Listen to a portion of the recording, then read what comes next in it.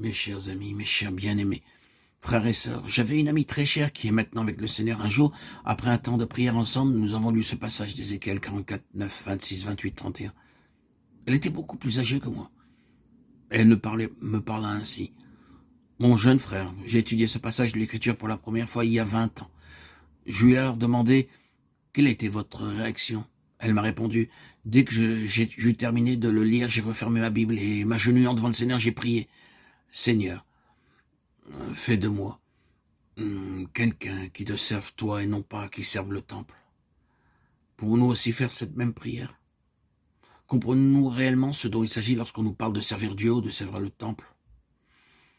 À cet égard, la parole déclare ceci. Mais les sacrificateurs, les Lévites, fils de Sadoc, qui ont fait le service de mon sanctuaire quand les enfants d'Israël s'égaraient loin de moi, ceux-là s'approcheront de moi pour me servir et se tiendront devant moi pour m'offrir la graisse et le sang, dit le Seigneur l'Éternel. Ézéchiel 44, 15. Les caractéristiques fondamentales du véritable ministère pour le Seigneur sont les suivantes. S'approcher de lui et se tenir devant lui. Il nous semble souvent bien difficile de nous approcher de sa présence. Nous reculons devant la solitude et même lorsque nous franchissons ce pas physiquement, nos pensées se mettent alors à vagabonder de tous côtés. Beaucoup d'entre nous peuvent avoir du plaisir à travailler parmi les gens, mais combien parmi nous peuvent aller tout près du Seigneur, dans le Saint des Saints? Cependant, c'est seulement lorsque nous nous approchons de lui que nous pouvons le servir. Aller dans la présence de Dieu et nous prosterner devant lui, ne serait-ce qu'une heure, mobilise toute l'énergie que nous possédons. Nous devons être de ces violents pour conquérir ce terrain-là. Mais ceux qui servent le Seigneur connaissent la valeur de tels moments. La douceur de nous réveiller à minuit et de passer une heure dans la prière, ou de nous lever très tôt le matin pour avoir un temps dans la prière, avant que la nuit de repos ne s'achève. Permettez-moi d'être franc avec vous. À moins de vraiment savoir ce que signifie s'approcher de Dieu, nous ne savons pas ce que c'est que de le servir lui. Il est impossible d'être loin de lui et de penser le servir. Nous ne pouvons pas le servir à distance, il n'y a qu'un seul endroit où il puisse être servi, c'est dans le Saint des Saints. Dans le parvis du temple, nous sommes près des gens, dans le lieu très saint, nous sommes près du Seigneur. Le passage que nous avons cité met l'accent sur la nécessité de nous approcher de Dieu, si nous voulons le servir lui-même. Il nous incite également à nous tenir devant lui pour le servir. Il me semble qu'aujourd'hui, nous avons la bougeotte, nous ne pouvons pas rester tranquilles, il y a tellement de choses qui attirent notre attention, que nous sommes sans cesse en mouvement, nous ne pouvons pas nous arrêter un seul instant. Cependant, celui qui est spirituel sait comment rester tranquille. Il peut se tenir devant Dieu jusqu'à ce qu'il rende claire sa volonté.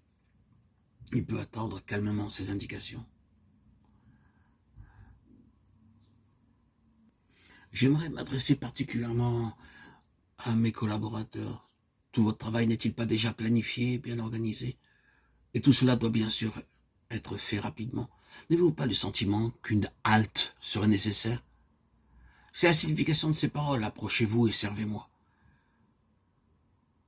Nul ne peut vraiment servir le Seigneur sans savoir ce que signifient ces paroles. Ils s'approcheront de moi et me serviront. Ni, d'autre part, saisir également cette haute portion de l'Écriture. Ils se tiendront devant moi pour me servir. Ézéchiel 44, 15. Frères, ne pensez-vous pas qu'un serviteur doive s'enquérir des ordres de son maître avant de pouvoir le servir? Il n'existe que deux sortes de péchés aux yeux du Seigneur. Le premier consiste à se rebeller à l'égard de ses commandements, c'est-à-dire à refuser d'obéir lorsqu'il leur donne une chose. Le second consiste à faire une chose qu'il ne nous a pas ordonné de faire. Le premier péché s'appelle de la rébellion. Le second, c'est de la présomption. Le premier consiste à ne pas faire ce que le Seigneur demande et l'autre à faire ce que le Seigneur ne nous a pas demandé de faire. C'est en nous tenant devant le Seigneur que le péché de présomption est traité.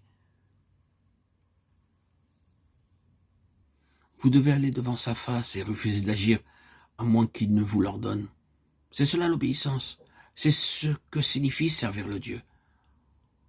Soyez à l'écoute et demandez, priez le Seigneur pour que vous puissiez faire ce qu'il vous demande et non ce que vous désirez ou aspirez charnellement,